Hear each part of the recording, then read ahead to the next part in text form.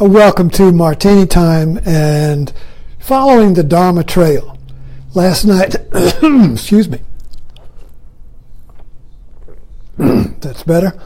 Last night I talked about following the Dharma Trail, and I posted the accompanying picture on my post was a picture of singing cowboy Roy Rogers. For some reason, following the Dharma Trail and Roy Rogers and the singing cowboys and Gene Autry and that tradition of the happy cowboys who caught the bad guy and sung a song by the fireside, that singing cowboys on the Dharma Trail. Anyway, I got carried away.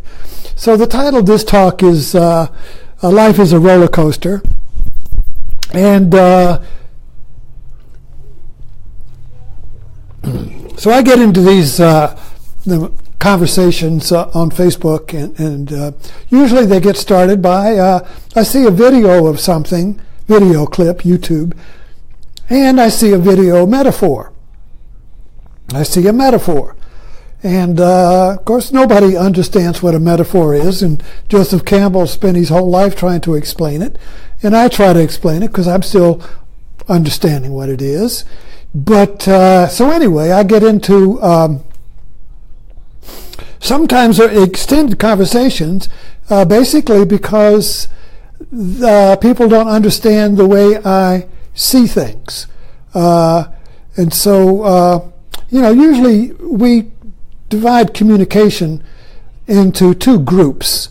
The objective communication, which is you could write it rationally and scientifically, psychologically, and it would follow a psychological, rational, logical map, usually established by some tradition in science. Oh, it's Freudian, or it's Jungian, or it's this or that, and then we would argue about whether this was a little too much Jung and not enough Freud, or too much Freud, or it was a little too much, we would compare maps, so to speak. And then you have the subjective side, which would be, in our society, would be poetry. So if I wanted to write my views of the world poetically, I would just write a poem. And there would be no argument about that, because it would be my poem, my experience. And you don't really argue a poem and say, well, that's not a real frog. I mean, the poems use metaphors. So everything is a metaphor, and nobody argues with it. It says, well, is that a real frog or an imaginary frog? Or what kind of frog is that? Is it a green frog? So we don't, that's subjective. And so it's not really real. It's just subjective. It's the poet's perception, and that's fine. And that's it. But the scientific projective, you see, is the real projective, is the real reality. Of course, every scientist then has his own tradition and argument, you see. So you have a fragmentation of that. So you really don't have any ultimate scientific view, because they're always being contested, updated, refuted, or a new theory is discovered, you see. So where do I fit in? Well, I'm kind of like a prose poet, or a poetic prose, but say a prose poet. In other words, I see something objective, like a roller coaster, and then I see it as a video metaphor that reveals the subjective. So then I try to share that writing, and when I do, it comes out really fast. So I don't it's not like a document that I proofread and work over. I just go blah, blah, blah, blah, blah, and it's out there, And then I look at it and say, oh, and then I'll go edit and go back and make a few punctuation corrections, you see. But it comes out as it is. So I write kind of like from a subjective place about an objective view, which a roller coaster is an objective thing. Everybody knows what it is. Most people have been on them. They either like them or they don't. But it's also, I see it as a metaphor. So the title of this talk is Life is a Roller Coaster. That's a metaphor. Life is a roller coaster. It's not a real roller coaster, but it is a roller coaster. I mean, it is and it isn't. Life is and it is not a roller coaster. That's a metaphor, so it's not logical. Logic says it's either a roller coaster, a real roller coaster, or it's not. Now, which is it? You can't have both. You can't have your cake and eat it too, says the logician. The poet says, well, I can. But, so you see, when I write, and of those who follow me, I hope I'm helping you understand a little bit where I'm coming from. That's why I'm addressing this, because I spent a couple of hours in a conversation today trying to get untangled from this confusion. So, just let me show you my metaphor cat. Just as an example. I showed you this the other day, but it makes the point. See my metaphor cat? Now I put it here on my little seat, and I have a bowl of food next to it. See, it's not a real cat. But when somebody comes in, just the other day somebody came in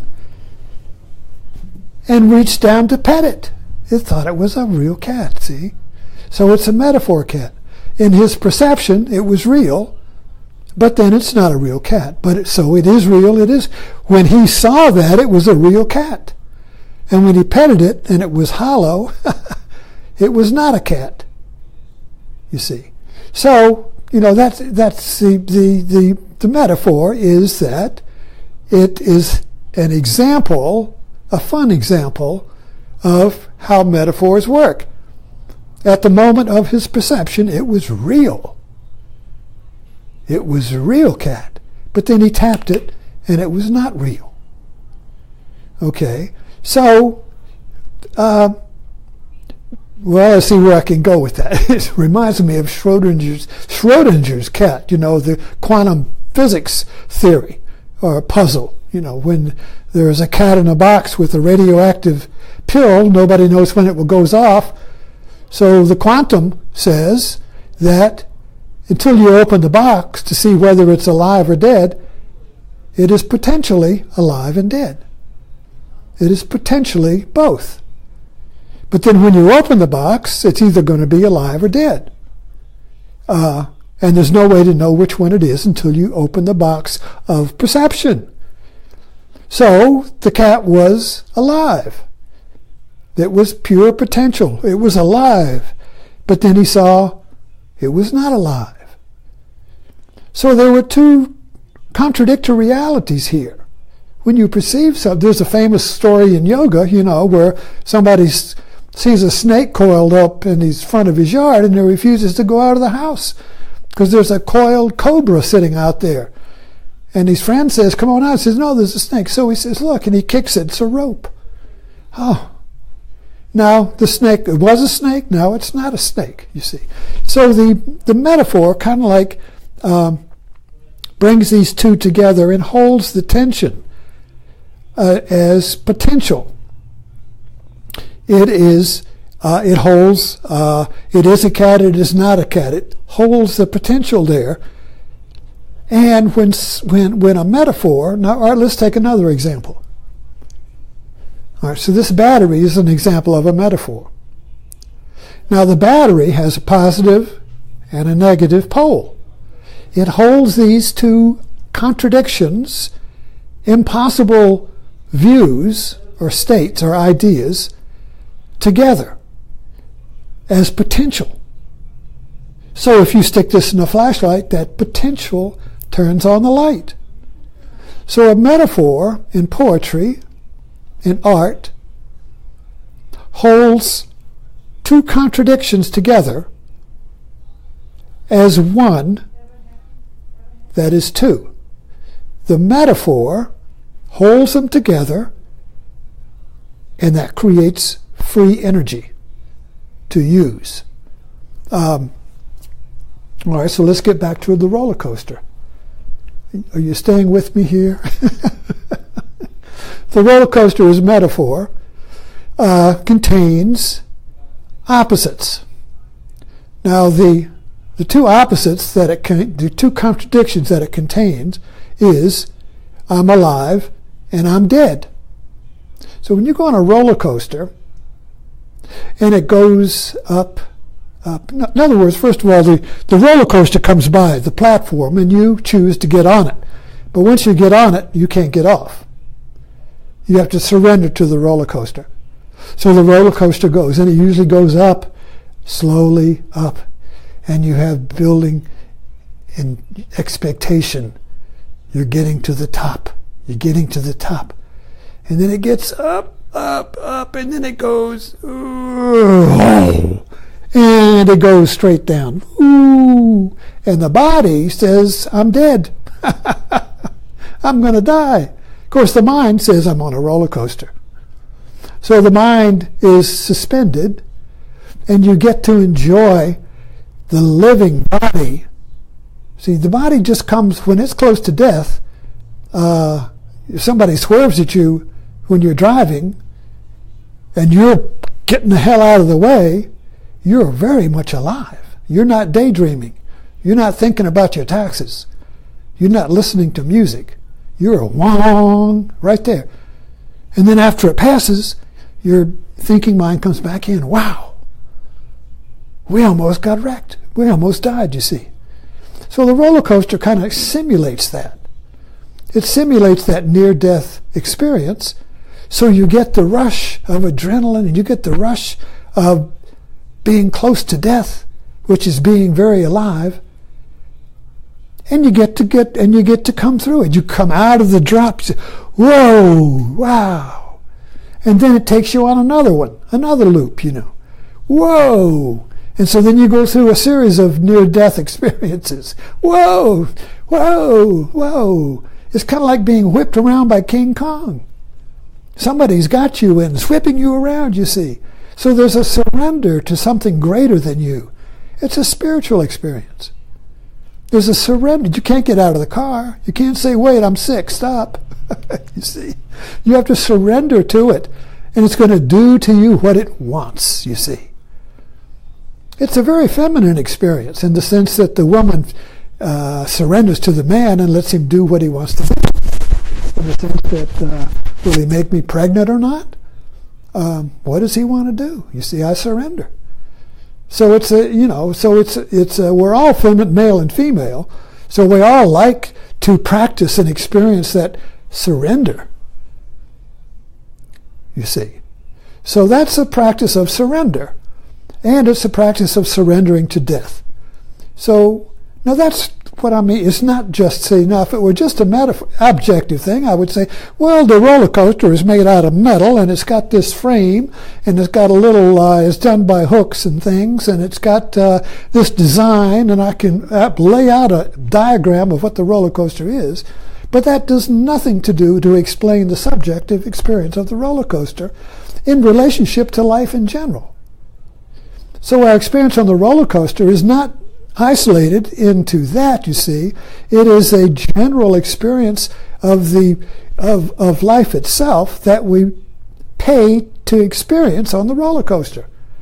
And some people get addicted to it. They just keep going back and back. They love it. Other people throw up and never go back. I went on one once, and that was enough for me, you see. But there have been times in my life which felt like a roller coaster. So anyway, I'm just trying to pull out the pull the cotton ball out, metaphor, so we can see a little, so I can help. It's probably for me, help me understand what I'm doing,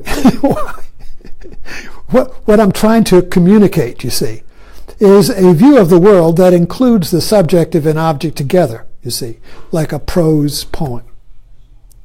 So, the next time you encounter me on Facebook, and I'm writing about these metaphors, you see, I hope you will give me a little slack and just relax with it and see because the metaphor invites you to leap to a greater understanding that connects you with the world, your subjective and your objective. The objective world is just it, you see. The subjective is I, you see. And these two worlds are separated in our culture. There's no place where they can meet except on roller coasters and in movies and in books, art, you see. Thanks for dropping in.